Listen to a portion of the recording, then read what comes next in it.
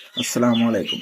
আপনি কি ফ্রিজে রান্না করা ভাত রেখে ২-৩ দিন পরে খান? তাহলে ভিডিওটি আপনার জন্য। শেষ পর্যন্ত দেখুন। ফ্রিজে রান্না করা ভাত ২৪ ঘন্টা রাখা নিরাপদ। কিন্তু বক্সে ঢাকনাযুক্ত বক্সে ভাত রেখে সর্বোচ্চ ৪৮ ঘন্টা পর্যন্ত রাখা যায়। এর বেশি সময় ধরে ভাত ফ্রিজে রাখলে ব্যাসিলাস সিরিউস নামে এক ধরনের ব্যাকটেরিয়া জন্মায়, যেটা গরম করার ফলেও নষ্ট হয় না। সেই ভাত খাওয়ার পরে হতে পারে বমি, পেট ব্যথা এবং ডায়রিয়া নামক রোগ।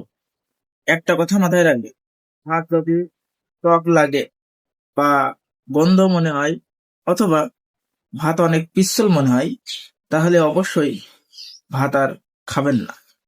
বিশেষ করে শিশু, বয়স্ক এবং গর্ভবতী নারীদের জন্য এটা ঝুঁকিপূর্ণ।